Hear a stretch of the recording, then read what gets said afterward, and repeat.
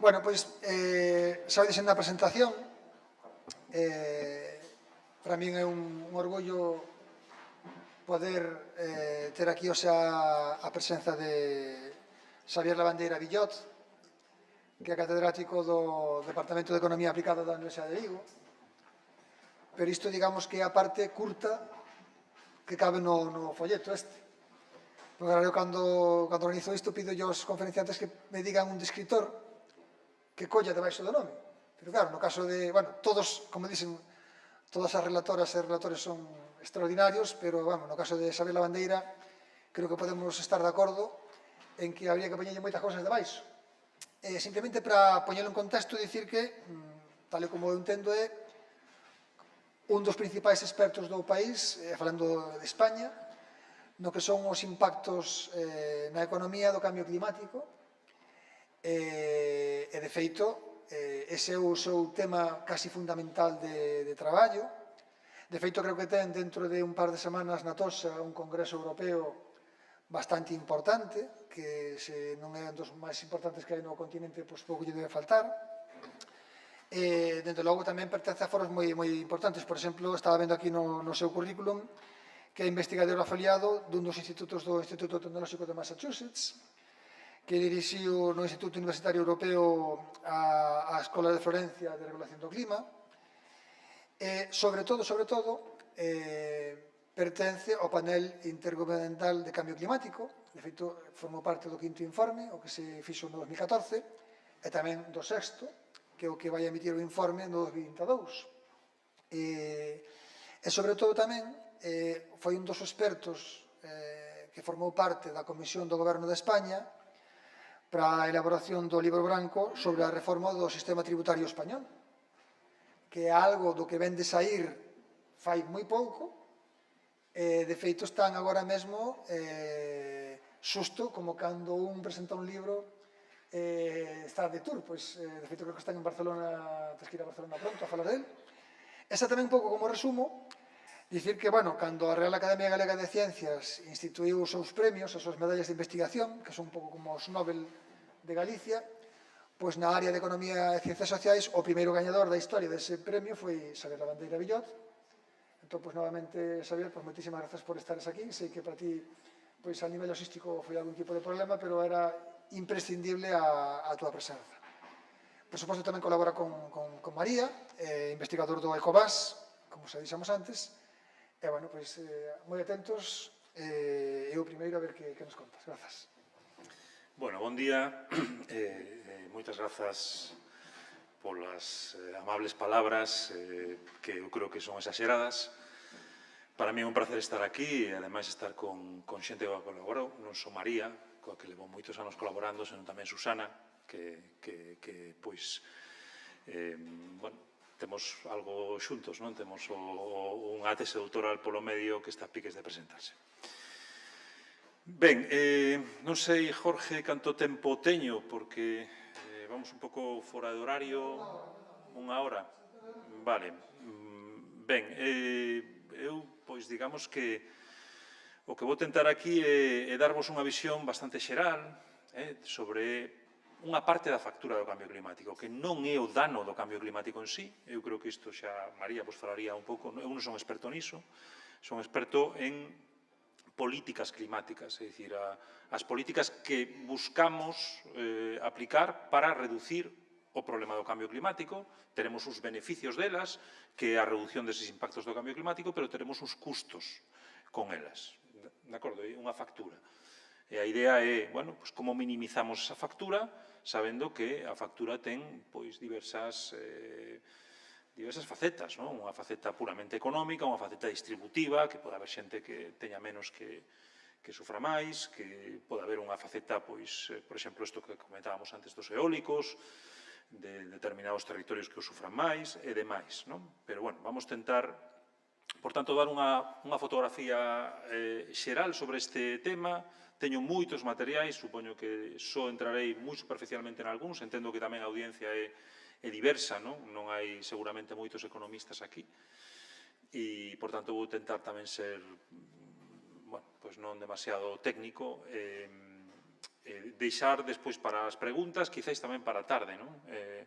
Porque, bueno, pois, seguramente vou entrar en tantos temas que xurdirán moitas dúbidas e preguntas agora, pero eu diría que é mellor que, para non entorpecer o programa, que deixemos parte delas para a tarde, non? Ben, María falaba, seguramente, eu sinto non ter chegado a tempo, como dicía Jorge, teño problemas logísticos familiares hoxe, de feito vou ter que marchar seguramente un pouco antes de que acabe a mesa redonda, pero seguramente María, cando falou e non estaba o presente, xa vos falaría dos danos asociados ao cambio climático, toda esta discusión de know-how, de como valorar iso. Eu non son un experto, como vos decía, niso, e tamén, bueno, pois, algo que sí que entra e no que eu non vou entrar é o papel das persoas. E eu creo que frente a algunha xente ecoloxistas ou moitos de nós que van por aí dicindo que as persoas, bueno, que teñen que facer cousas, pero non son o fundamental son os gobernos e as grandes empresas. Eu quero comezar dicindo que non estou de acordo con iso. Todos teñen un papel moi importante, pero desde logo eu si teño que buscar un papel central en as persoas, non? E por iso que dicía María é fundamental, non? E por que as persoas teñen un papel importantísimo? Primeiro, porque somos emisores. Segundo, porque somos investidores, é dicir, esas empresas, nós estamos detrás delas. Somos tamén, digamos que, votantes, non? E ao votar, pois, eliximos gobernos que, bueno, pois poden ser máis proactivos, menos proactivos ou completamente contrarios a estas cousas. Por tanto, as persoas teñen un papel fundamental. E esta xente que di, bueno, pois eu non podo facer nada, eu creo que están descamiñados. Sei que pode ser unha mensaxe pouco popular nesta audiencia, porque moitas veces nós o que queremos é escudarnos pois, en excusas para, ao mellor, non facer o que temos que facer, e aquí hai moitísimo que facer, pero quero comezar dicindo isto, non? Dito iso, pois eu non vou falar das persoas, porque disto xa falou María. Eu vou falar das políticas, sobre todo, nas que detrás están as persoas. Están as persoas como sufridoras desas políticas, como inspiradoras desas políticas, como obxectivo desas políticas tamén. Vou vos falar un pouco de cuestións clave en torno á mitigación do cambio climático, moi superficialmente, e vou tentar sacar algunhas conclusións do informe recén presentado do Grupo 3 do IPCC, que é o grupo dedicado á mitigación do cambio climático, ás políticas e ás tecnoloxías. O IPCC ten tres grandes grupos, un primeiro de ciencia básica, que presentou o seu informe hai uns meses, os físicos, basicamente, son os fundamentais. Un segundo grupo que fala de impactos, que presentou tamén hai uns meses o seu informe, e nós que o acabamos de presentar.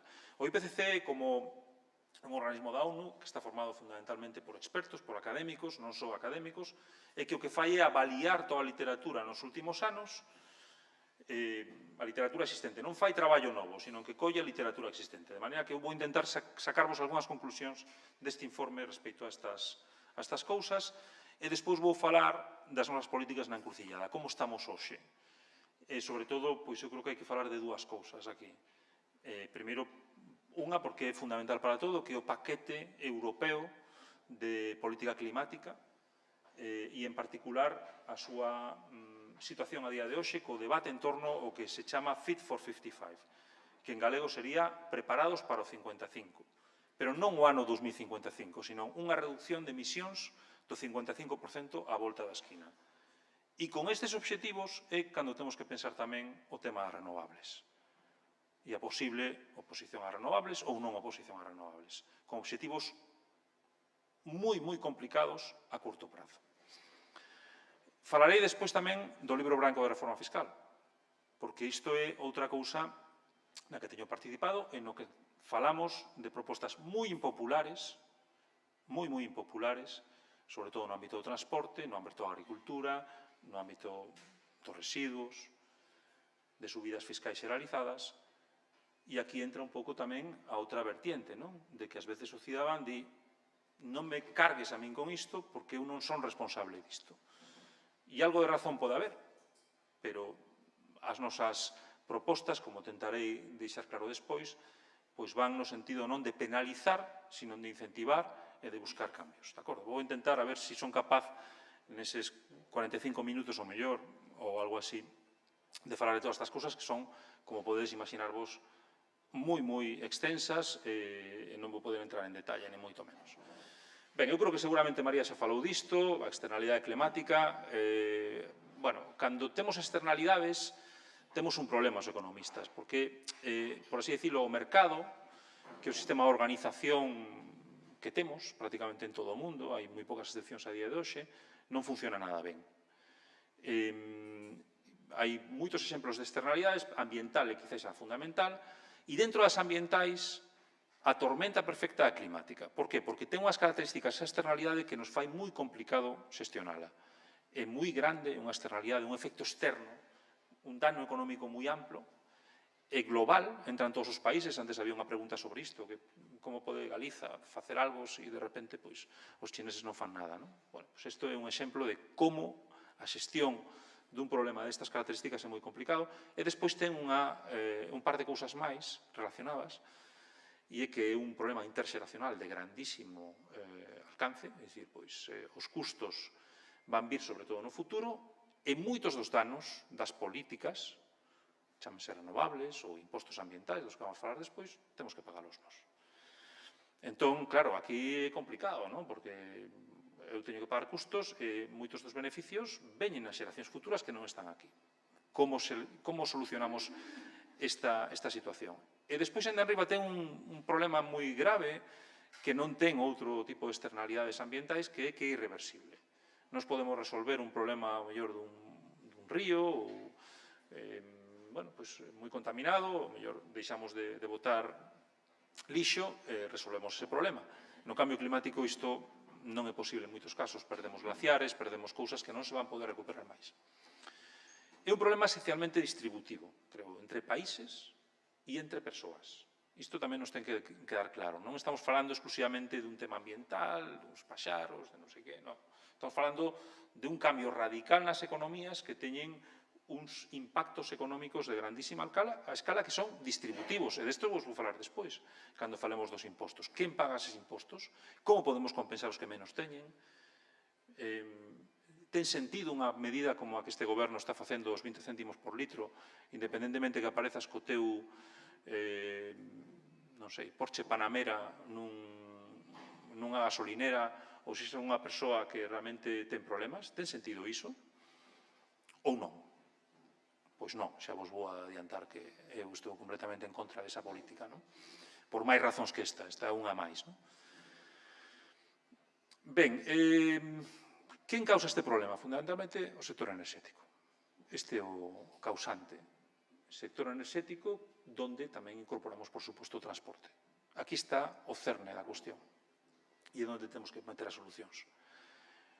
Hai outro sector moi importante aquí, que é o sector agrícola, extenso, que é unha especie de elefante no cuarto, moi pouco tratado, os agricultores teñen moita capacidade de lobby,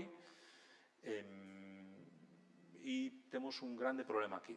E, de feito, as propostas do libro branco tamén van, por primeira vez, a poñer o sector agrícola español pois dentro da fotografía, non? Porque, pois, habitualmente aquí os sospeitosos habituais son o transporte, o sector eléctrico, en fin, o lixo, unha serie de... Pero a agricultura que obedes é un sector tamén, e uso da terra, un sector fundamental. Por tanto, aquí están as solucións.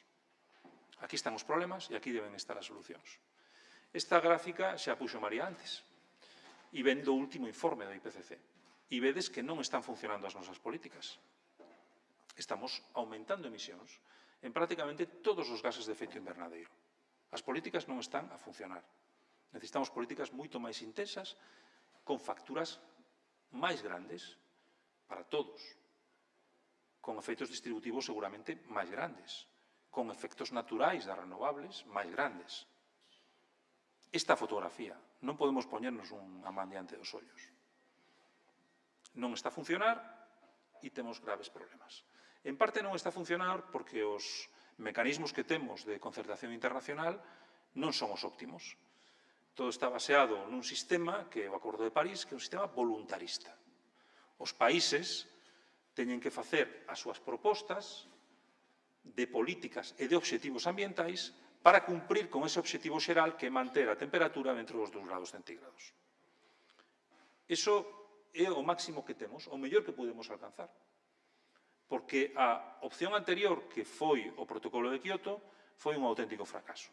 Simplesmente meteu os países desenvolvidos na ecuación e non tiña un carácter obrigatorio.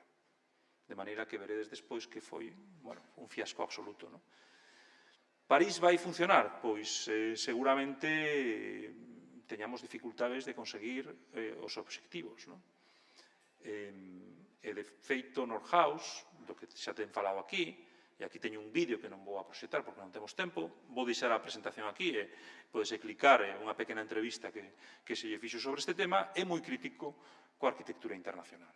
E o que di é que, basicamente, temos que tender a outro tipo de arquitectura onde os países teñan obrigas moito máis estrictas, porque senón, se todo voluntario, pois os incentivos non son os axeitados, para avanzar de cara a eses 2 grados ou, moito máis, o grado e medio.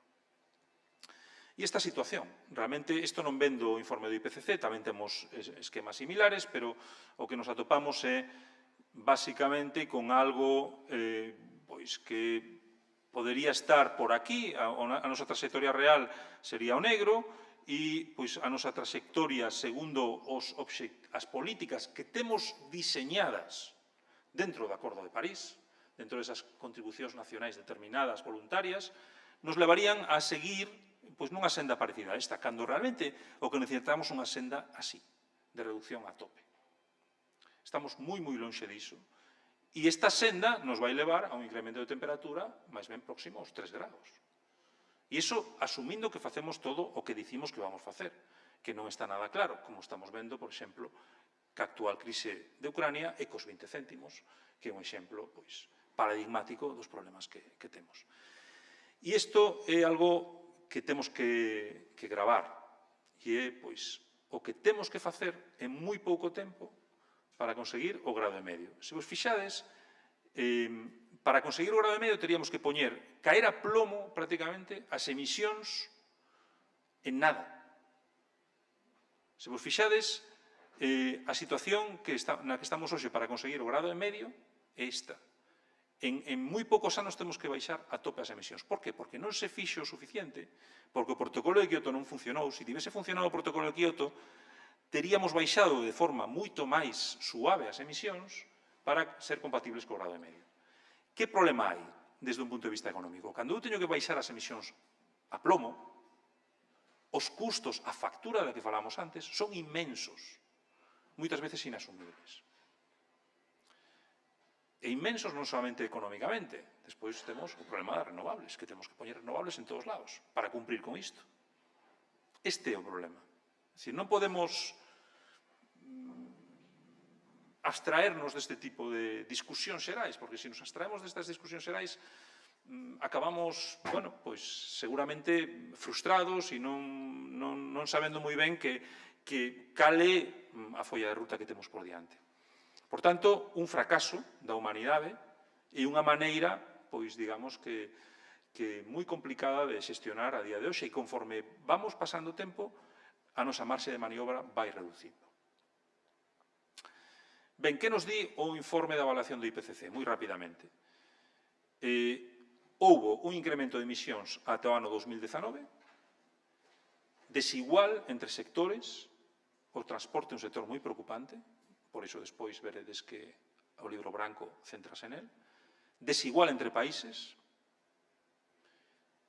e despois observamos dúas cousas. Por un lado, sí que observamos tecnoloxías que cada vez emiten menos, e, por tanto, isto nos leva a melloras no ámbito intensivo, temos máis renovables, por tanto, o sector eléctrico emite menos, pero resulta que despois consumimos máis enerxía, co cal moitas destas melloras as perdemos. No ámbito extensivo, isto explica que as emisións vayan aumentando.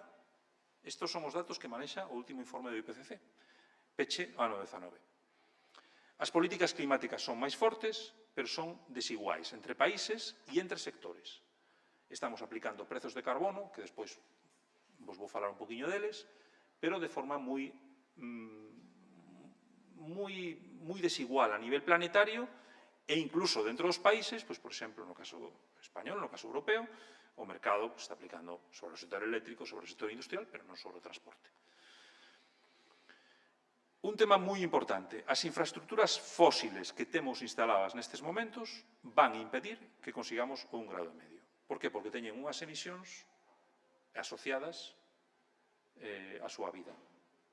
E con infraestructuras fósiles nos referimos non solamente ás centrais térmicas de carbón e de gas, senón tamén aos vehículos, ás caldeiras de gas natural nas vivendas e demais. É fundamental que os cambios de stock se produzan o antes posible e que cambiemos de stock contaminante ao stock limpo. É dicir, non é posible cambiar hoxe en día unha vivenda por unha caldeira de gas. Temos que meter unha bomba de calor. Non é posible, nada desexable, cambiar hoxe un vehículo por un coche a diésel ou a gasolina. Temos que tentar ir a un vehículo eléctrico. Esta é a historia, non é máis que isto. É dicir, noutro caso, esa caldeira de gas que instalemos, a pesar de que as gaseiras nos digan que é moi sostible, é moito mellor que outras opcións, nos vai levar a unhas emisións históricas que van a poñer máis problemas o que temos e vai facernos imposible chegar ao 1,5 grados. É moi importante actuar sobre a demanda, non solamente sobre a oferta. E por iso os 20 céntimos non están nada ben, e por iso os cidadáns teñen un papel central. Vamos dar algunha cousa positiva que nos di este informe. As opcións de mitigación, é dicir, de reducción de emisións, que costan menos de 100 euros de 100 dólares por tonelada de CO2 reducida, poden levarnos a reducir as emisións mundiais a metade en só 10 anos. Se poñemos un prezo de carbono de en torno a 100 euros e conseguimos que se instalen stock, que se pechen centrais térmicas a gas e carbón, que eliminemos boa parte da nosa frota de vehículos contaminantes, as caldeiras de gas e demais, podemos conseguir unha reducción de 50% de emisións en 10 anos. Claro, o impacto disto vai ser importante. Cuidado, en Europa temos xa un prezo de carbono que está rondando os 100 euros, que é máis de 100 dólares por tonelada. A cuestión é, podemos estender isto ao resto do mundo? Seguramente non. Isto ten que ver cunha pregunta que se facía antes. Pero non estamos falando de ciencia ficción. Temos xa prezos similares en Europa sobre emisións de carbono. E o que nos di o IPCC é que é posible, claro, prezos que van levar a un incremento moi considerable das nosas facturas. A modelización da literatura o que nos indica é que o PIB global vai seguir crecendo a pesar disto. É dicir, estes apóstolos do crecemento, eu creo que non... esta xente que nos vende de que para poder resolver os nosos problemas hai que decrecer, non teñen razón, porque é compatible, segundo o que nos di o IPCC, o crecemento económico con unha solución do problema do cambio climático. Que ocorre? Por suposto, ten que ser moito menos crecemento que sin políticas de mitigación. Claro, se aí podíamos crecer o 5 ou 10%, mellor agora temos que crecer o 1 ou 2%. Pero ten que ser un crecemento verde, compatible cos prezos adecuados de carbono. E, por último, o beneficio. Isto todo ven do informe do IPCC. O beneficio, e isto resposta a seguramente algunhas das preguntas que vos facedes. O beneficio de facer as cousas, a factura dos custos é menor que a factura de non facelo. É dicir, os beneficios de actuar son moito maiores que os custos de non actuar. É dicir, esta é un pouco o que nos di o informe do IPCC. Bueno, eu deixo aquí unha tribuna que escribín hai uns cantos meses, que ten que ver con isto, non? Con que o marxe das políticas climáticas asequibles para a sociedade esgótase. Esgótase. E estes políticos teñen que entendelo e non o dan entendido. É dicir, son políticas que conforme ti vas atrasando o problema, lanzando a pelota para máis adiante, para outra administración que veña, os custos van multiplicándose e se vai facendo imposible, non, de xestionar. Isto aplica ao noso goberno galego, ao goberno español e aos gobernos internacionais en xeral. Como podemos actuar? por suposto, por lado da oferta, máis renovables, pero máis, non solamente seguramente actuar no ámbito das renovables, teremos que pensar noutras alternativas, como captura de carbono e outras opcións que seguramente non nos gustaban moito, pero que xa non temos marxe para non facelas. Sobre todo, moita actuación de demanda. E isto ten que ver co que preguntabas antes sobre as renovables.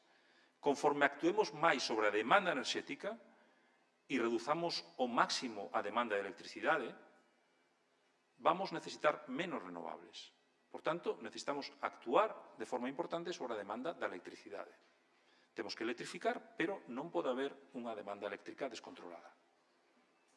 Por qué? Porque senón vamos a ter que poñer renovables en todos lados. E iso non nos interesa. Porque a alternativa, que é a nuclear, pois non é unha alternativa nada recomendable. Nin en custos, nin en danos ambientais asociados aos residuos. E, por suposto, non podemos ter combustibles fósiles. Temos que tender a unha eliminación de combustibles fósiles xa. É dicir, isto de, bueno, vamos a hacer unha transición... Non, é que temos que empezar a sair de combustibles fósiles. E o sector eléctrico non pode ter combustibles fósiles seguramente en 7 anos. No ano 2030 temos que ter un sector eléctrico xa completamente descarbonizado. E é posible, ademais. Bueno, políticas públicas. Temos bastante que dicir aquí, vou pasar moi rápido. Hai regulacións convencionais, temos que aplicalas. Hai mecanismos de información, hai aproximacións voluntarias, pero a nosos economistas parecenos que é fundamental, completamente necesario, ter prezos, sinais de prezos. Por qué? Pois porque os prezos fan varias cousas. Primeiro, son un sinal que se espalla moi rapidamente por toda a economía. Non temos que andar prohibindo, non temos que andar con cousas raras. Non ten que chegar o político a pechar as pontes. As pontes pecha grazas a un prezo de carbono. E non ten que vir un político se pecha as pontes, que sería imposible que ocurrise. Pero que, ademais, os prezos poñen os prezos de carbono poñen ben os custos dos produtos. Vamos a un supermercado e sabemos que o mango que vende Brasil resulta que está moito máis caro, porque resulta que non é desexable ese tipo de produto. Todo ocorre así. É dicir, é un sistema que nos permite lanzar e poñer os prezos ben. Por outro lado, promoven innovación. As tecnoloxías limpas son moito máis atractivas. É dicir, unha central térmica de carbón é moito menos atractiva cando lle aplicas un prezo de carbono. Por iso as pontes pechou. Ou vai pechar, porque é menos atractiva. Non unha cuestión de... Simplemente está incorporando todos os custos ao seu funcionamento. Non simplemente os custos de man de obra, de coste do carbón, sino os custos ambientais que son moi elevados. Por tanto, fai as renovables máis atractivas e promove innovación en renovables e en outras tecnoloxías non carbónicas. Aforran custos. O custo total, grazas a estes prezos, desa factura vai ser o mínimo posible. Isto non é un dogma, isto é o que os economistas levamos anos investigando e o que observamos é que a factura vai ser mínima. Vai ser positiva, pero vai ser mínima. En vez de costarnos 10.000, nos costará 7.000. Para que vos fagades unha idea, grazas a este tipo de instrumentos incentivadores. E, por último, nos permiten conseguir recursos públicos, permítennos sacar recaudación, se son un imposto ambiental, ou sacar un mercado de carbono que se subasta, sacar uns recursos que nos permite financiar tecnoloxías máis limpas, compensar os que menos teñen, mediante esa transición xusta, dar cheques verdes a determinados grupos de poboación, protexer determinados sectores industriais que poden estar con problemas. Bueno, están moi extendidos polo mundo, pero o que nos dicía o informe do IPCC é que non o suficiente. Non cubren todos os países, non cubren todos os sectores, e o seu nivel é moi baixo. De feito, o único que está tendo niveis máis ou menos necesarios para o desafío que temos é o europeo. O mercado europeo de comercio de emisións, que vistes antes que está en torno aos 100 euros, agora un pouco menos por tonelada. E como vos dicía, funciona. Fixeron o cambio do sector eléctrico no Reino Unido, cando se introduciron uns sobreprezos de carbono sobre a xeración eléctrica, e levaron a moitas centrais térmicas a pechar. Tamén existen no mundo empresarial os prezos de carbono, son aproximacións voluntarias dentro das empresas, e que despois podemos falar un pouco disto. Hai moitas empresas españolas que están aplicando internamente prezos internos de carbono, e eu creo que é unha opción interesante. E son moi importantes tamén para restringir demanda, como política de eficiencia enerxética. É dicir, o prezo da electricidade, que nestes momentos está moi elevado por razóns que van máis alá do CO2, pero que o CO2 tamén ten que ver, pois nos leva a unha restricción de demanda. Podemos falar despois un pouco sobre isto e nos leva, por tanto, a que a xente adopte tamén medidas de investimento e medidas de cambio operativo. Bueno, pero hai que ir máis alá. Os prezos non chegan para a eficiencia enerxética. Hai moitos problemas. Primeiro, que son pouco atractivos para os políticos. Isto de inaugurar cousas que non se ven, moitas veces é difícil para un político, non é máis fácil inaugurar un parque eólico ou inaugurar algún tipo de infraestructura baixa en carbono que non este tipo de, bueno, un edificio que está aislado, un aillamento dun edificio, non? Hai pouca información para a xente moitas veces, hai problemas de principal a xente. Isto é algo que entenderedes moi facilmente. Por exemplo, nun aluguer. Eu alugo, son o propietario e non teño incentivo para mellorar a eficiencia enerxética nese predio ou nese piso, porque resulta que o que paga as facturas é o que está alugado. E o que aluga tampouco está interesado, porque ao final vai estar ali uns meses e non vai facer investimentos que ao final non poda sacarlle rendemento. Temos un problema importante aquí, temos que actuar tamén. E problema de acceso ao capital. Hai xente que non pode, precisamente, digamos que acceder ao diñeiro necesario para illar as súas vivendas, cambiar de coche eléctrico, e por aquí, bueno, o que defendemos é unha política moi completa, non? Con diversas accións que incidan en prezos, en información e demais. María e eu temos feito algo sobre isto no mundo empresarial, con Inditex, vendo como a eficiencia enerxética, desde logo, tamén é algo que as empresas deben promover, con medidas relativamente fáciles e pouco costosas, que tiñan que ver con suministro de información ás tendas. Observábamos unha reducción de demanda de enerxía nas tendas, que puñan os termostatos mellor con respecto á temperatura exterior. Se queredes, podemos falar un pouco máis disto despois. Bueno, pero a clave vai ser conseguir tecnoloxías limpas e estendelas ao máximo no noso país e en todo o mundo. Isto vai ser a clave. E para iso temos que conseguir que esas tecnoloxías baixen moito de prezo. E isto que explicou, fixadevos, este é o custo das tecnoloxías renovables. Eran moi caras, hasta que empezamos a instalalas con subvencións en moitos países. Aquí foron baixando os custos. Ten sentido isto agora? Políticas de subvencións generalizadas? Seguramente non. Moitas delas son maduras, a eólica é madura, a solar comeza a ser casi madura, pero temos que buscar tecnoloxías mellores aínda. E para iso o que podemos facer é investir máis que darlle diñeiro ás eléctricas ou darlle diñeiro a outro tipo de compañías para que desenvolvan, por así decirlo, mediante a súa instalación tecnoloxías máis baratas. Eu creo que temos que dedicar o diñeiro a... Vale, non fai falta. Digamos que temos que intentar que isto podamos facer nos laboratorios. Sacarse as tecnoloxías moito máis baratas e moito máis preparadas e estendelas a China e a outros países. Esa é a resposta, en parte, a aquela pregunta que se nos facía ao principio. Como involucrar a outros países? Pois dándolles tecnoloxías moi baratas e moi rápido. É dicir, que China renuncie o máis rápido posible, e India, o carbón, grazas ás tecnoloxías que desenvolvemos aquí, e que son moito mellores desde todos os puntos de vista, climático, ambiental, económico e demais. Esa é a resposta. E para que esas tecnoloxías estén disponibles necesitamos políticas climáticas, necesitamos prezos do carbono para facelas máis atractivas. Bueno, como está o ámbito internacional? Pois regular. porque a guerra de Ucrania eu creo que é un game changer, non? Cambiou todo, non?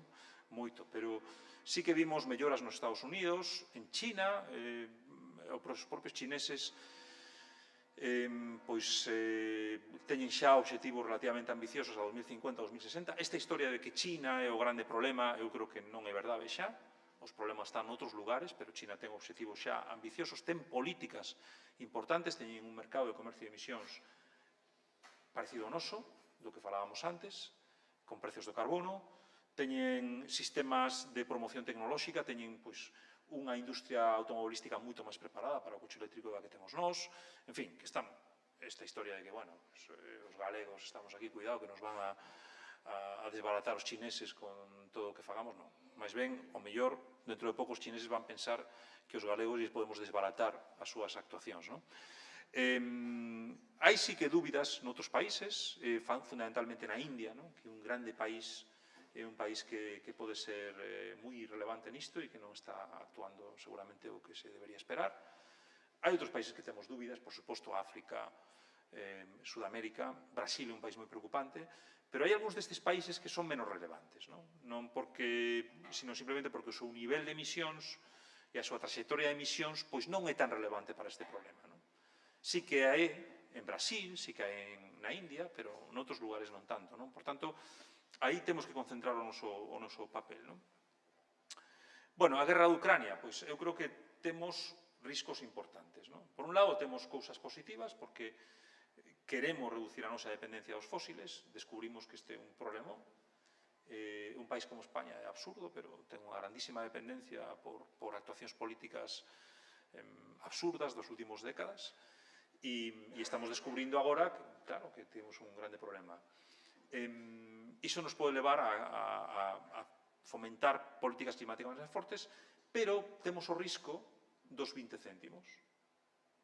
O risco de que o sector automobilístico nos veña con que, oye, ahora non é o momento, temos que seguir producindo coches diésel, e que nos veña o sector eléctrico e que nos diga, pois agora temos que manter o gas e temos que manter as pontes, e que nos veña non sei quen. Isto é un problema moi serio, non? E sobre todo, se queremos reconstruir a nosa dependencia enerxética aos rusos con novas instalacións fósiles, é dicir, crear máis regasificadoras como as que temos neste país, pois para sustituir iso. Isto non é sostible. Por qué? Porque esas regasificadoras van ter un período de vida que van facerlas incompatibles co que queremos conseguir, non? De maneira que ese é o grande risco que temos coa crise de Ucrania. Ben, fixadevos que a Unión Europea é quizáis o territorio do planeta que está avanzando máis fortemente neste ámbito. Temos obxectivos moi ambiciosos no ámbito da reducción de CO2 que estamos conseguindo, de renovables, de eficiencia enerxética, e temos ese paquete Fit for 55 que se está discutindo nestes momentos en Bruxelas, e que é un paquete moi relevante. Claro, a volta da esquina temos que reducir emisións en 8 anos a niveis moi grandes. E para iso vamos facer reformas de instrumentos existentes. Vamos a aumentar a fiscalidade enerxética, vamos a crear novos mercados para o transporte que vai levar a sobrecustos nas gasolinas, no diésel, en todo o transporte por estrada. Vamos a levar tamén a un mercado a edificación, tamén vai levar a sobrecostes para as familias. Vamos a levar a cambios na directiva de renovables. Esta factura, non? Pero que temos que pagar para poder avanzar. Europa non pode poñerse unha man diante dos ollos, non? Primeiro, porque grande parte das emisións históricas son nosas. Segundo, porque esas tecnoloxías baratas que temos que desenvolver poden desenvolverse aquí. E son clave para a solución no resto do planeta. De maneira que eu creo que esta é, aqueles que dubidan de si este é o curso, eu creo que non, a resposta non están acertados. Este é o curso. E o que ten que facer un país como o noso, eu levo dicindo isto moitos anos en Galiza, é prepararse para isto e competir nisto. Non queremos competir con as pontes, nin con regasificadoras, queremos competir con renovables, non? E con tecnoloxías de eficiencia enerxética. Desgraciadamente, pois con grandes potenciais, eu penso que perdemos unha vez máis é unha oportunidade histórica, non? Tamén hai unha cuestión de axustes en fronteira, que se queredes podemos falar despois de que é isto, pero o que se trata é un pouco o mecanismo de Nordhaus. Vamos tentar que outros países do planeta nos sigan. E para iso vamos poñer un axuste en fronteira a importacións de países que non teñan políticas climáticas similares. E isto desmonta toda esa discusión de que, bueno, pero que aquí eu son un obreiro galego e resulta que van pechar a miña fábrica porque se vai facer fora. Bueno, se poñemos os mecanismos de axuste en fronteira, evitamos isto. E, ademais, vamos facer que Marrocos ou que outros países se vexan incentivados con ese mecanismo da Nordhaus de introducir políticas similares á nosa, porque non van ter ese axuste en fronteira cando exporten os seus produtos aquí. Bueno, España, pois eu creo que hai un problema neste país, non, nestes momentos, e é que hai políticos hoxe en Madrid que obviamente teñen isto pois con moito máis cariño que hai uns anos coa administración anterior, presidida por un galego que todos coñecedes, pero eu creo que estas persoas que están hoxe en Madrid pois teñen unha querencia por obxectivos a medio e longo prazo moi ambiciosos, pero que despois, a hora de leválos á práctica, pois hai moitas dificultades. E simplemente vémolo con os 20 céntimos de novo, non? Como pois ese discurso moi bonito de grandes obxectivos a 2050, 2040, despois chegamos á práctica e vemos que se fan cousas completamente incompatibles con iso, non? E, en realidade, ese desaxuste entre obxectivos e medios vese máis que en ningún lado na fiscalidade ambiental, o fracaso da fiscalidade ambiental. E por iso, para min, foi un honor, foi tamén moi pesado estar dedicado prácticamente un ano a ese libro branco de reforma fiscal, que vos vou contar algunhas cousiñas sobre ele, e con iso eu creo que vou pechar xa esta charla, vou un pouco fora de tempo, pero penso que é interesante que vos conte brevemente algo sobre isto. Bueno, isto é algo que nos encarga o goberno español a un grupo de académicos independentes. Eu creo que se demostrou, a pesar de que a prensa dicía que estábamos escribindo o dictado da ministra de Hacienda, demostrouse que non foi así. Moitas das cousas que se din non era o que esperaba o goberno, e, desde logo, no ámbito ambiental, eu creo que son propostas moi ambiciosas e que deixan en evidencia tamén actuacións deste goberno e de gobernos anteriores, por certo. O que quixemos facer con este capítulo ambiental, en donde xa vos podeis imaginar que xoguei un papel relevante, porque a isto me dediquei toda a vida prácticamente, é varias cousas. Obxectividade. Non é que Xavier Lavandeira, como se dedicou a isto, quere meter a cazador este asunto, non? E como Xavier Lavandeira, ademais, é moi ecolóxico, é moi pro-ecoloxista, pois tamén quere meter... Non. O que buscamos, precisamente, é responder a isto, a obxectivos, compromisos serios e pechados do goberno español en moitos temas ambientais e que están moi lonxe de producirse. E isto de novo explicar renovables e outras cousas. É dicir, pois, por exemplo, temos grandes problemas no ámbito das emisións de gases de efecto invernadeiro, dos sectores difusos, temos grandes problemas en moitos contaminantes locais, temos problemas en lixo, temos grandísimos problemas no uso da auga a nivel español, temos un montón de problemas e isto é o que justifica as nosas accións. Non historias de que hai uns académicos aquí que de repente teñen unhas grandes ideas, non. Fomos o práctico. Hai que cumprir con obxectivos e para iso vamos poñer instrumentos para iso. Non as vacas sagradas, isto non aparece no informe, obviamente de colleita propia, pero, claro, esas vacas sagradas en España fundamentalmente son dúas, e sobre todo unha, a agricultura. E a segunda, aviación, turismo. De acordo? Temos grandes problemas nestes sectores que foron sectores que non se tocaron prácticamente e donde ves os indicadores ambientais e realmente hai dificultades moi serias. Non o fundamentalismo económico, o fundamentalismo de prezos, pero sí deixando claro que os prezos deben xogar un papel fundamental, como os decía antes, e moitísimo énfase en distribución, en equidade. Todas as nosas propostas están moi valoradas no ámbito da equidade. Bueno, o diagnóstico, España está xunto con Luxemburgo e Irlanda pechando a cola. Sempre foi así. Eu levo desgañitándome con este tema desde os anos 90. Ninguén fai caso en Madrid, independentemente de que cor política teñas. Bueno, incluso partidos moi de esquerdas tamén por aquí non son nada favorables a este tipo de figuras, supostamente por problemas distributivos. Bueno, eu creo que está, polo que espero que xa vos contei, se entenda, porque non podo estar máis en desacordo con esas actuacións dos gobernos e dos partidos. Ben, as actuacións son en 4 grandes áreas: electrificación sostible, reducción de barreiras á electrificación, barreiras fiscais á electrificación. Propoñemos reducción de fiscalidade no ámbito eléctrico, pero mantendo, cuidado, o que dicía María, impostos que os do sector eléctrico non lles gustan, pero que son necesarios para corrixir externalidades. Impostos autonómicos, moitos deles, sobre augas embalsadas, sobre tecnoloxías renovables. Bueno, pois eso, mantémolo, e desde logo temos moita preocupación co ámbito nuclear. E propoñemos aumentar, a pesar de que o sector eléctrico tampouco lle guste, as cargas da enerxía nuclear. Salvo iso, propoñemos unha reducción de outro tipo de impostos sobre a produción que non discriminan tecnoloxías, e no ámbito de consumo final tamén seguindo a proposta do Fit for 55 desa nova directiva de fiscalidade enerxética. Donde se nos centran as actuacións, sen embargo, é no ámbito do transporte.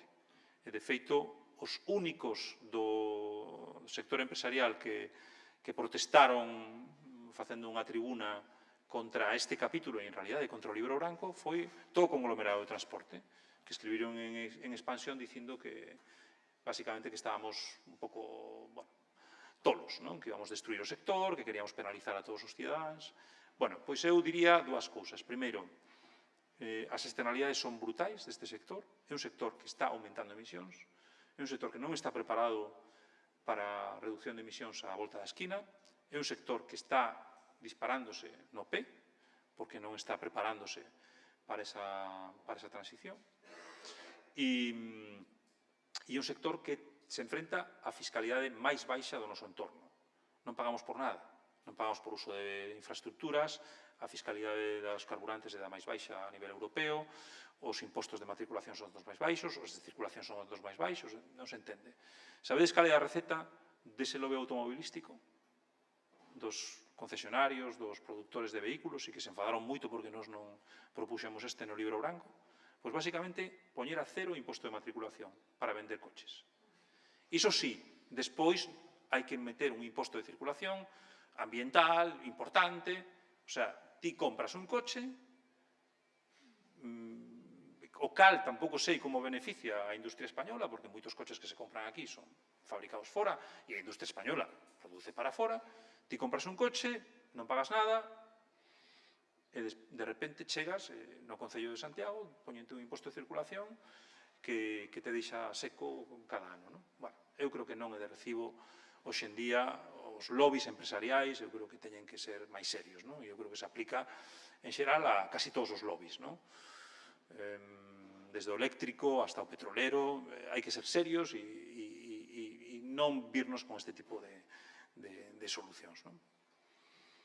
Bueno, deixademe, e vou acabar con estas gráficas, un paquete que simulamos, e aquí cuidado porque nós facemos simulacións, sin medios prácticamente, tiven que facelas eu casi no despacho, o cal tamén é bastante alucinante que nun país como España, con tantos medios, con tanto diñeiro, acabe un académico traballando fins de semana, vacacións, facendo estas cousas, non?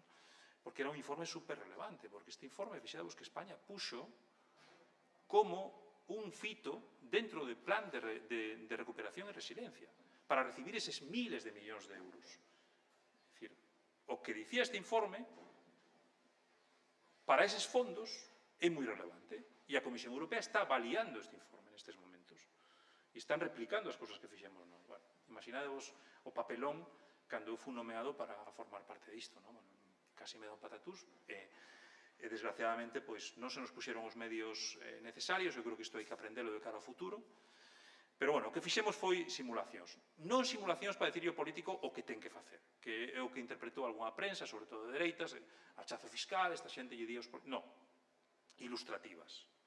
Fixadevos que esta simulación que aparece aquí, que non podedes ver, pero o libro blanco está disponible, podes baixalo, e a parte ambiental eu creo que se lee moi ben, o que propuñamos era ese paquete de reducción de impostos da electricidade, co paquete de subida de impostos sobre o transporte e de outras cousas, ao final nos leva a perdas recaudatorias por un lado, a ganancias por outro, de maneira que hai unha ganancia neta para o sector público español. Por outro lado, hai melloras de distributivas porque hai unha reducción do prezo da electricidade, e é moi progresivo isto, beneficia máis os que menos teñen, e hai un certo empeoramento distributivo porque tamén a subida dos impostos de transporte non son tan regresivos como no caso da electricidade, pero son ligeiramente regresivos. Bueno, fixadevos, desde un punto de vista distributivo funciona, desde un punto de vista ambiental funciona este paquete, porque o sector eléctrico, a pesar de que aumenta emisións algo, fai non moi pouco, porque ten tecnoloxías bastante limpas, non? En cambio, reducimos bastante do sector transporte. E desde un punto de vista ambiental, distributivo, fixadevos, isto é como facemos os economistas para ver o impacto distributivo, por decilas de renda. É dicir, esta decila é a xente máis rica en España, e este é o porcentaxe do que pagaría. Fixadevos que é máis do que paga a primeira decila, que son os máis pobres. Por que? Pois porque esta xente teñen máis coches, máis potentes... Claro, pagan menos que decilas da clase media. Pero fixadevos que este impacto do paquete completo non é tan malo, verdade? Bueno, pois todos pagan en proporción á súa renda, tendo un pouco a progresividade nos primeiros grupos de renda e despois lixeiramente a proporcionalidade, un pouco a regresividade. Pero o que propoñemos é facer un cheque verde e compensar a esas familias de menos recursos con ese cheque verde, que é o que levamos defendendo, por certo, frente aos 20 céntimos. Non demos 20 céntimos xeralizados ao do Panamera. O do Panamera que pague o que ten que pagar na gasolinera, porque resulta que ten recursos, ten un coche moi ineficiente e, bueno, pues, sinto, este é o precio internacional, non temos por que subvencionarlo. Pero démoslle axudas aos grupos de renda máis baixos, non? E isto é, fixadevos, como cambia completamente o impacto distributivo. Como o primeiro grupo de renda, de feito, mellora, ten máis recursos despois deste paquete. Recibe un cheque verde, fixadevos que isto é moi importante. Ese cheque verde non é unha subvención ao consumo enerxético, isto é moi importante tamén. Non lle subvenciono a electricidade, non lle subvenciono a gasolina. Dolle unha compensación, un cheque, porque quero que siga tendo incentivos a forrar enerxéticamente. De acordo? Tamén a xente de menor renda. Bueno, isto tamén fixemos análise rural-urbano, sabedes que no caso español é un tema moi relevante, a España vaciada, no caso galego tamén, e vemos que no ámbito urbano o impacto é menor, porque hai máis alternativas, bueno, podemos tamén compensar máis os do rural. Podemos dar un cheque verde máis alto aos do rural. Temos capacidade de facelo. O goberno español, de novo, ten capacidade, así como non ten por que ter un catedrático ou uns catedráticos traballando fins de semana verán, pois tampouco ten por que facer unha medida tan burda, ten os medios para facer medidas moito menos burdas que os 20 céntimos na gasolinera. Pode discriminar entre familias. Se nós tiñamos estes datos para poder calcular estes impactos, o goberno español, que é un país desenvolvido, con moitos recursos, pois pode facelo tamén. Bueno, e eu creo que o vou deixar aquí. Quen queira, pois pode ler esta opinión sobre as sombras do plan do choque do goberno, que publicamos hai unhas semanas, que non se nos fixo ningún caso, por certo, dicindo que era un disparate absoluto, desde todos os puntos de vista, distributivo, ambiental, dependencia enerxética, en fin, desde todas as perspectivas. Se ve que o decisor político ten outras prioridades, claramente, porque tampouco creo que sexan tontos. Unha cousa máis, se deixademe pechar con isto. Isto son as axudas máis ou menos calculadas por nós, non son cifras moi claritas, pero son as axudas ao cambio de vehículo. Quen se beneficia desas axudas de cambio de vehículo? E quen se beneficia desas axudas? Fixadevos, os máis ricos. A xente que se leva eses 5, 6.000, 7.000 euros polo cambio do coche eléctrico é a xente das últimas decilas. E isto é un problema distributivo e é un problema ambiental. Por qué? Pois porque toda esta xente se compraría o coche sin necesidade das axudas. Porque hai outras razóns para eles para comprarse o coche. Estatus, prestixio, son coches mellores, máis doados de conducir, moita mellor sensación, te dan beneficios ás veces entrar nas cidades. Entón, temos unha medida que non dá adicionalidade ambiental.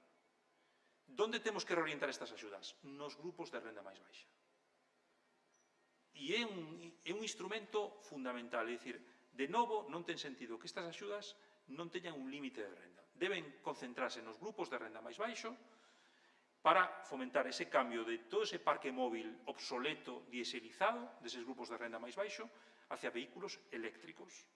En vez de dar unha axuda de 5.000 euros, demos unha axuda de 15.000 euros a eses grupos. Solucionamos o acceso ao capital. E fixadevos que este é un paquete distributivo e ten adicionalidade.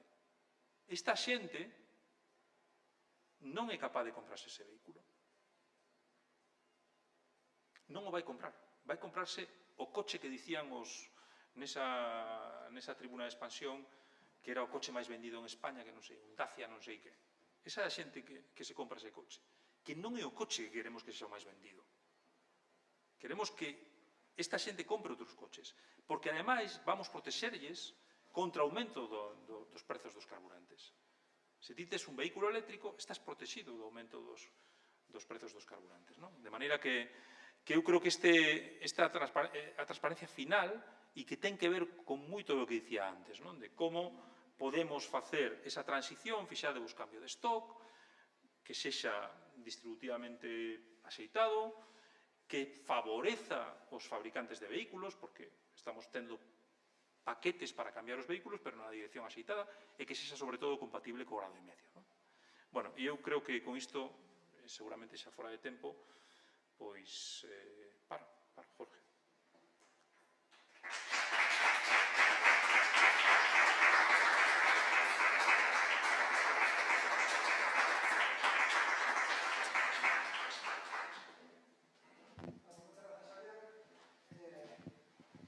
Interesante ver os exercicios que teñen as comisións. Eu falo por experiencia dunha comisión na que estive, en función do cambio de hora, que realmente chegas, estás ti só contra todo, non? Pois imagínate falando de impostos. Sí. Aí temos... A ver, é un pouco para...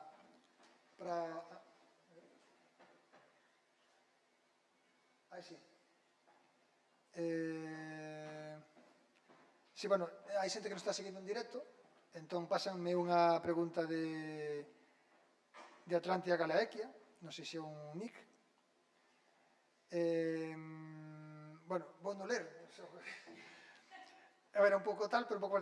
Di, a situación resólvese, os custos ambientais, como todos os demais, asúmenos ti, e os beneficios asúmenos os amigos do PPSOE, parasitos nos consellos de administración das empresas enerxéticas.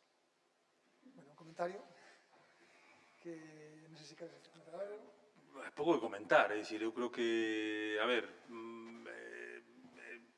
podo estar, ao mellor, de acordo con que hai cousas que non se fan ben e que os políticos teñen moita responsabilidade e as empresas tamén, pero son temas que non deben escudar, o sea, non deben facernos escudarnos bueno, como aquí está todo mal, eu non vou facer nada, non? E entón non me poñas a min, pois digamos que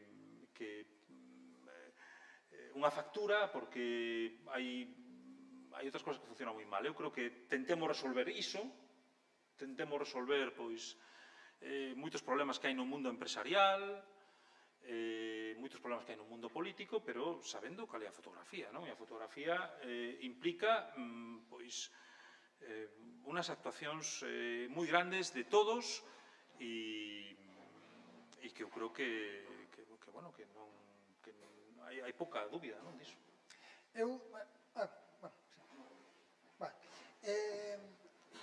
falabas das nucleares, claro, a cuestión, que despois vai ser unha das que eu vou propoñer na mesa redonda, ata que punto é posible a sustentabilidade renovable dunha sociedade como a europea. Si é posible o 100% de renovabilidade do sistema eléctrico, tendo en conta que a renovabilidade é algo que ten unha parte aleatoria.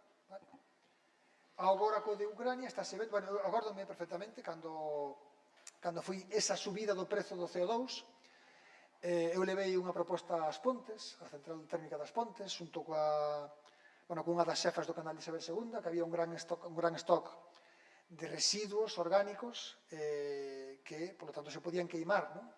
En feito, fixéramos pruebas e víamos que a cantidade de calor que se podía xenerar era comparable ao do carbón que estaba consumindo Endesa. Entón, tive unha reunión a máis alto nivel con Endesa As Pontes, co propio director, e cando nos recibiu todo o equipo das Pontes, foi a primeira vez que tive un contacto co que era a realidade do prezo, porque o tipo dicíame que acababa de facer, como 2 anos antes, un gran investimento para reducir as emisións e tal, e o prezo pasaralles como de 5 ou 10, daquela estaba xa casi en 30, e xa, claro, foi cando se dou conta de que Endesa As Pontes ia ao carallo, non?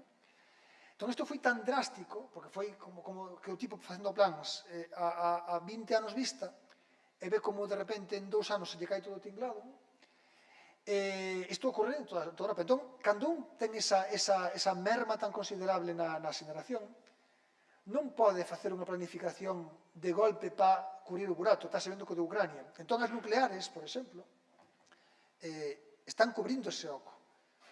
Alemanha, por exemplo, cando Angela Merkel, que era física, dixo que ia a quitar todas as nucleares de golpe, o que pensamos algúns é que vai facer con ese burato. Estáse vendo agora, ainda por riba que pechou o Nord Stream 2, non? Entón, as nucleares, incluso a curto prazo, a medio prazo, ti crees que deben desaparecer? Porque se as quitas, que vai pasar co oco que queda?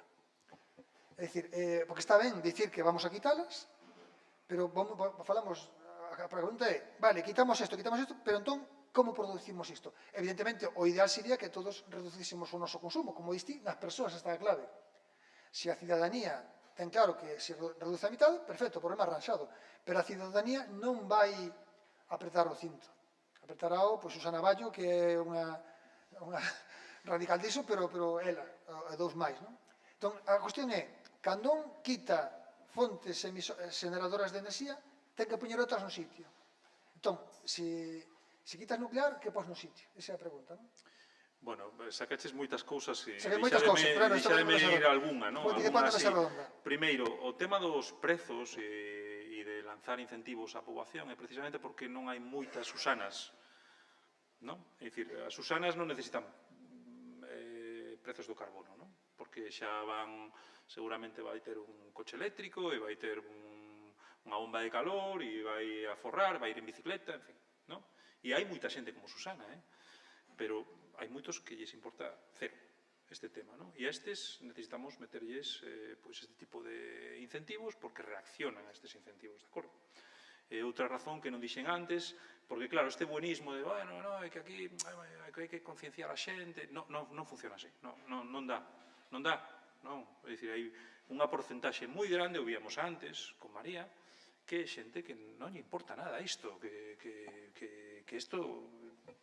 Entón, a esta xente temos que actuar mediante non penalizala, sino poñer os prezos ben, simplemente, e dicir, oye, isto é o que...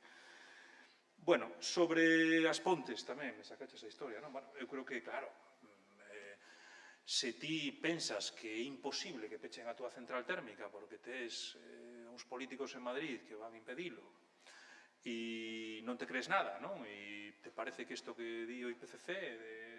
Bueno, pois entón, claro, pois pouco faz e empezas a facer as túas historias e de súpeto chega un día en que o prezo de carbono, como non podía ser de outra maneira, sube de 5 a 25 dun día para outro e de repente, bueno, pero que non hai que ser un MBA en Harvard para saber isto, non? Eu creo que simplemente era xente que pensaba que isto que era non era relevante, que, bueno, que como iban a pechar as Pontes, joder. E eu creo que a clave é oiga, si nos creemos isto, si temos ese objetivo de 1,5 grados, vamos a poñer os medios. E se non, poñamos un objetivo de 3 grados. Ou non poñamos o objetivo e seguimos, non? O que non ten sentido é, teño grande objetivo, pero eso sí, non vou facer nada, porque, joder, como vou a pechar non sei que. Vale, entón, eu creo que esa segunda cas túas historias cas pontes, non? Porque eu, cando vin eso, me pareceu todo menos sorprendente. Pero na prensa galega, a Xunta, os das Pontes, o alcalde das Pontes, e actual líder tamén, un partido, bueno, pues isto parecía como que era unha cousa absolutamente dun grupo de especuladores internacionais, non? Bueno, non é así, non? Calquera persoa mínimamente informada sabe que esa tendencia que temos que ir a unha reducción moi intensa, non? Sobre nuclear, eu creo que hai que distinguir dúas cousas: curto prazo e, bueno, pues, nova nuclear. Curto prazo, eu podo estar de acordo en que, non fagamos o que fixeron os alemáns, non? Tentemos estender vida útil, sempre e cando sexamos quen de poñer os prezos ben, os custos ben tamén. É dicir, isto que están dicindo as eléctricas, non, é que estou perdendo moito dinheiro. Mire, sinto, ten que o que se lle beneficia a vostede co tema do transporte, que está electrificando o sector transporte, pois tamén lle vai perxudicar nalgún ámbito, non? E isto o que non podemos é ter regla A para unhas cousas e regla B para outras. Entón, eu creo que nese caso de curto prazo, si mantemos nuclear para evitar precisamente emisións de carbón, lignitos e demais, pero non coqueteemos coas nucleares. Primeiro, a verdade é que eu tampouco son un enxeñero, non son un experto nestes temas, non? Pero falando con xente sobre o custo dos residuos nucleares para o noso traballo no comité de expertos, era preocupante, moi preocupante. Os custos e como estamos internalizando eses custos. De maneira que eu creo que ese non é o futuro. Son tecnoloxías, por outro lado, moi caras, moito máis caras que as renovables, e non debemos ir por aí. Nin desde un punto de vista económico, nin desde un punto de vista ambiental. De maneira que eu non vexo futuro por esa vía, e creo que sí é posible que teñamos sectores, un sector eléctrico sostible e renovable, con moita eficiencia enerxética, con almacenamento, con eólica a grande escala, pero seguramente en lugares menos dañinos, non? Eu creo que a eólica marina debe xogar un papel moi importante, porque os impactos son menores que na eólica terrestre, cando se expande moito. E non esquezamos que isto é un fenómeno xeralizado, a oposición á eólica nestes momentos. Cando viaxo por España, isto acontece non solamente aquí, en Castilla e León, en Andalucía, en todos lados. Entón, eu creo que, bueno, aí hai un problema, obviamente. Temos que saber que a eólica é fundamental para conseguir estes obxectivos e intentar minimizar impactos e, desde logo, moita mariña. Eu creo que, claro, bueno, é que os pescadores se queixan, non sei, que solución temos? Alguén nos pode dar unha solución? É dicir, non queremos eólica, non queremos costes máis elevados da enerxía que nos fagan ser máis eficientes enerxéticamente, non queremos nuclear, non queremos carbón. Que facemos? É o que preguntaría tamén á xente. Penso que temos que actuar con moitos males a vez, elevando custos para os consumidores, tendo tecnoloxías que non nos apetece ter ao lado da casa. En fin, me gustaría mandar unha mensaxe máis positiva, pero...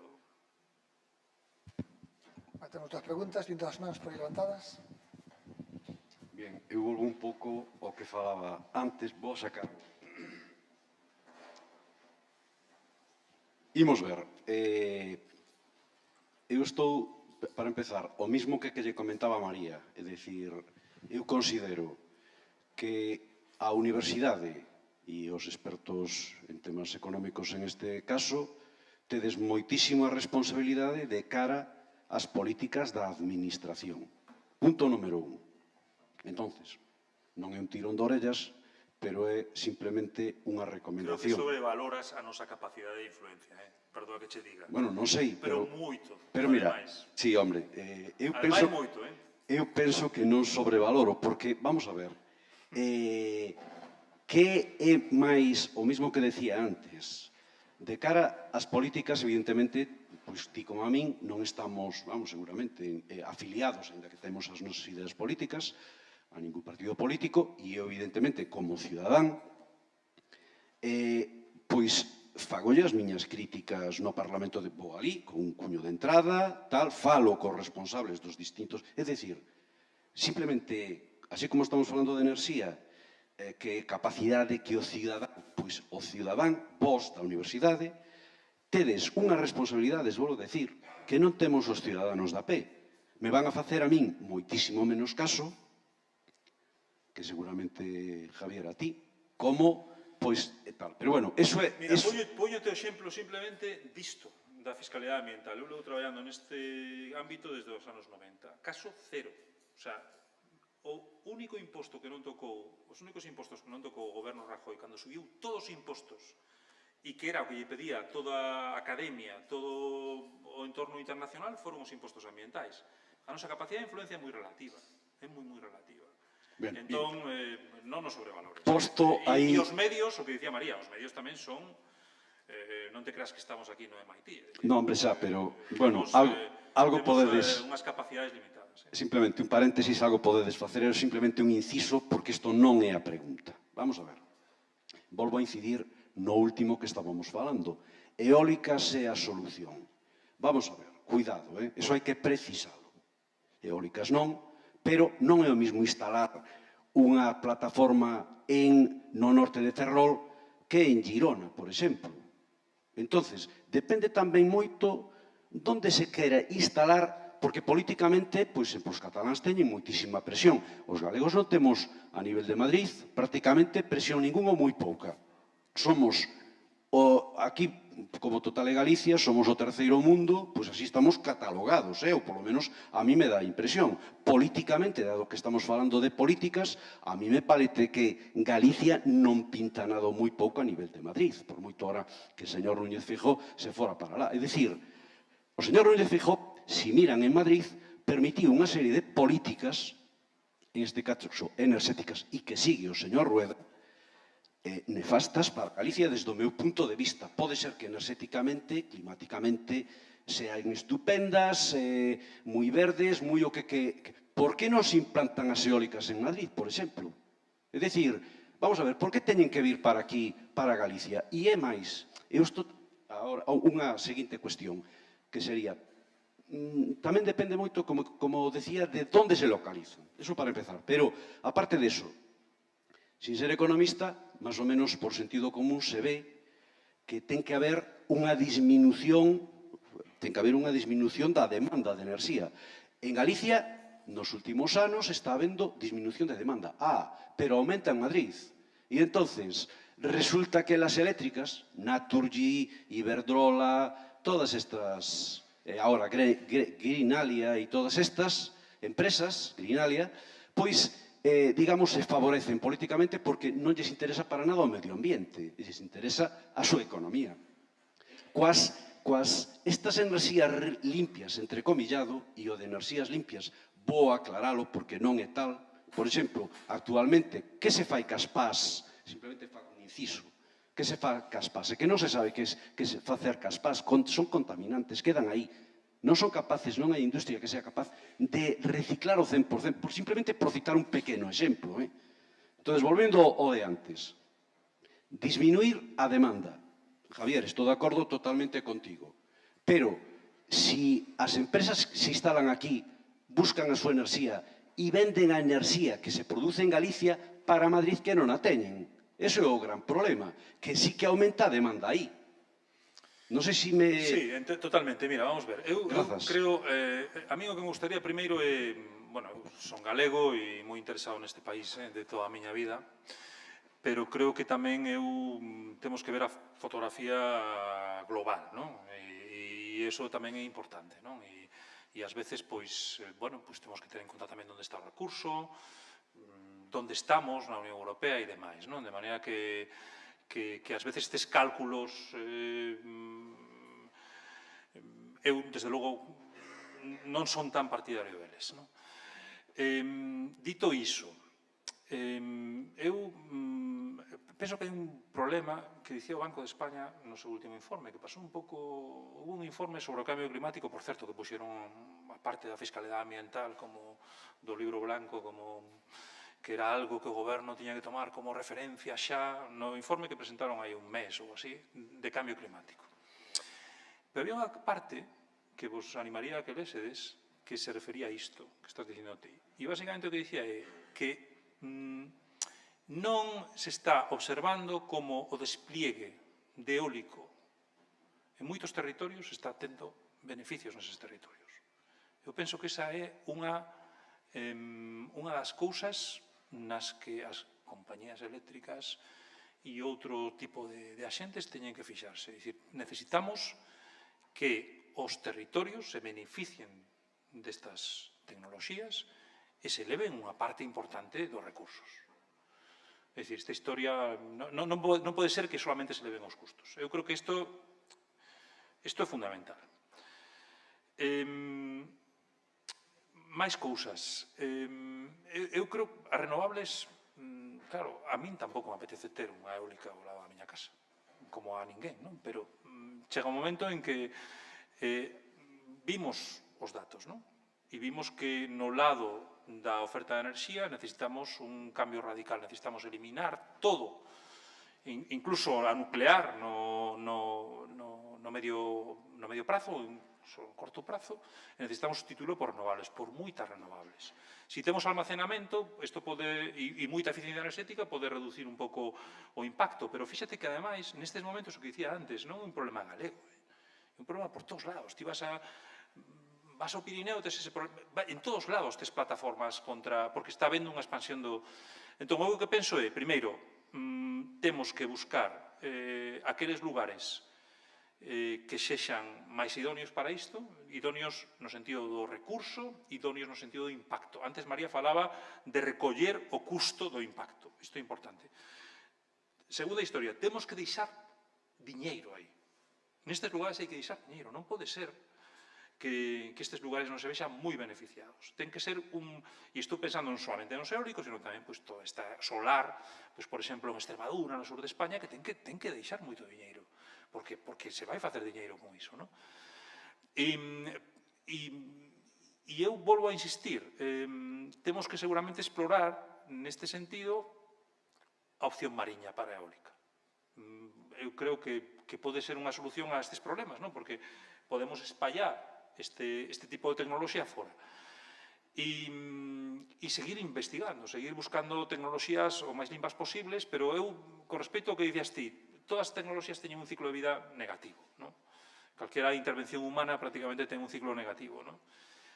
O bo destas renovables é que son montables e desmontables. Imaginémonos que dentro dos anos somos capaces de reducir bastante a nosa pegada, por así dicilo, non? Neste tipo de tecnoloxías, porque temos outras tecnoloxías mellores.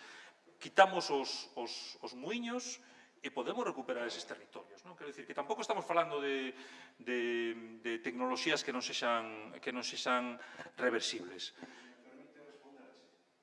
E, bueno, unha última cousa, que tampouco me quero... O mellor podemos falar no café tamén sobre isto. Pero, non, unha última cousa. Eu creo que dentro dos problemas ambientais o cambio climático é fundamental. E eu que diría que debe ser unha prioridade para nós tamén. Sí.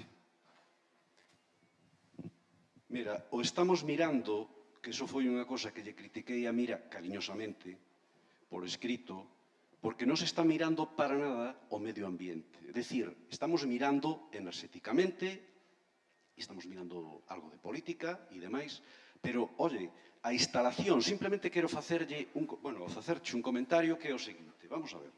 Non estamos mirando o medio ambiente, e isto debería ter unha parte de medio ambiente. Con isto quero dicir, cando se instala unha eólica, a xente non sei se dá conta de que ahora que estamos aquí na Plaza do Obradoiro, prácticamente a edafoloxía se ve moi dañada, os bosques se van a ver moi dañados, Galicia queda territorialmente desgraciada, en zonas incluso de rede natura, gravísimo. Solo sucede en Europa aquí. Entonces, todo o que queiras de cambio climático. Cambio climático empeza polos vegetais e polos bosques, que son os que están renovando o CO2. O sea, que deixémonos de economía neste sentido e falemos realmente como é o tema. O tema é, non nos podemos cargar este país, como está facendo a Xunta de Galicia, como aquí non pasa nada e montamos renovables. Oye, los renovables son os bosques que se están cargando estas empresas. Simplemente quería facer este comentario. Sí, eu creo que, pero estamos un pouco de acordo nisto, non? Xa falábamos antes, non? De internalizar custos, de buscar as mellores instalacións, pero sabendo que hai pues, unhas necesidades moi amplas, non? Pase ya el... Aí. Hola, eu quero preguntar se quizá non nos estemos equivocando na forma de incentivar determinadas tecnoloxías. Por exemplo, se en vez de incentivar as macrogranxas de eólicos ou solares, non deberíamos incentivar máis o autoconsumo. De xeito, por exemplo, por todos os problemas que provocan na rede esas macrogranxas, que despois a estabilidade da rede hai que compensala con outro tipo de enerxías fósiles, non? E despois, por outra banda, outra forma de incentivar incorrectamente non sería incentivar simplemente o tránsito os vehículos que utilizan enerxías fósiles, bueno, gasolina e diésel. Si se pode convertir todos esos vehículos realmente en vehículos eléctricos, porque eso tamén leva moito, bueno, claro, a moitos problemas.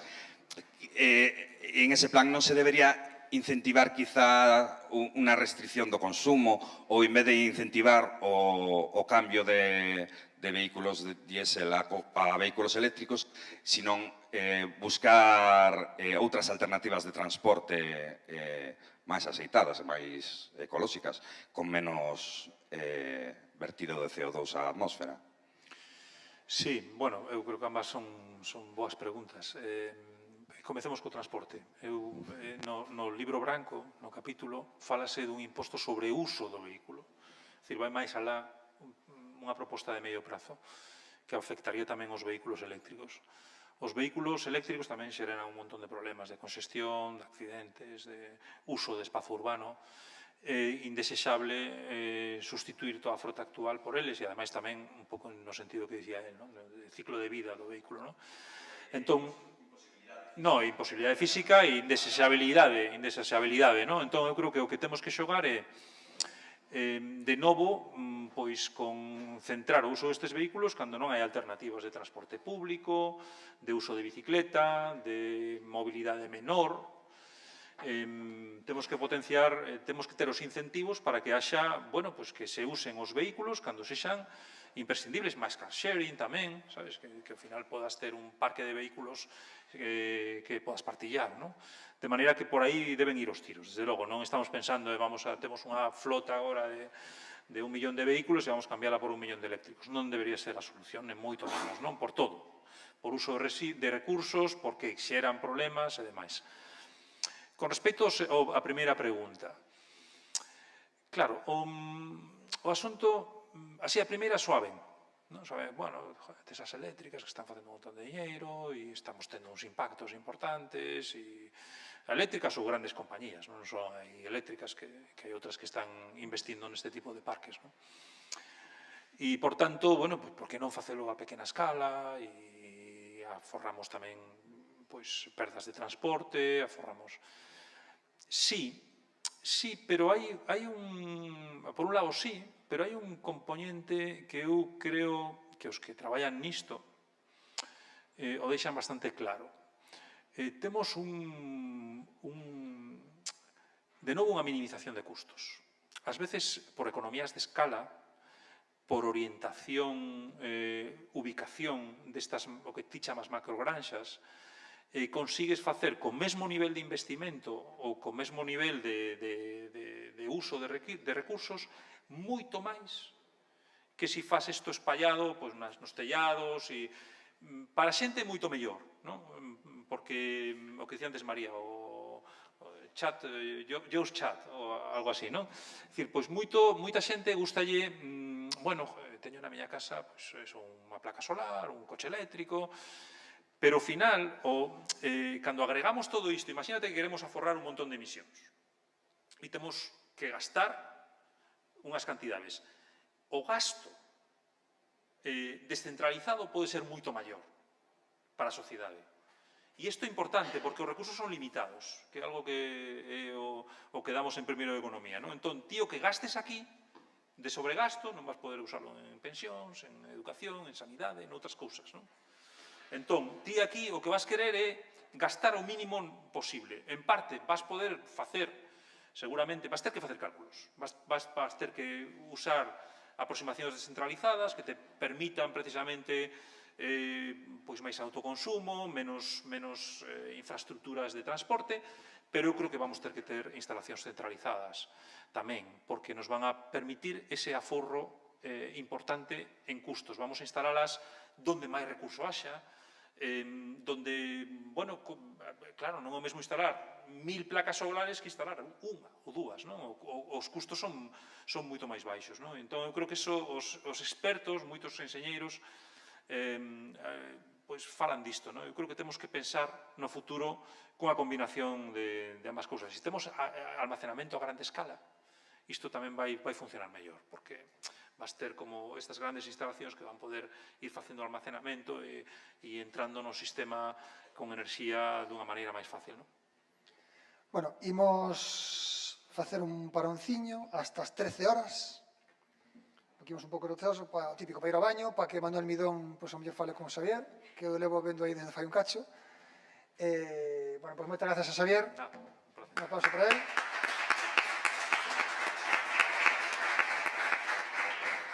E ás 13 horas volvemos.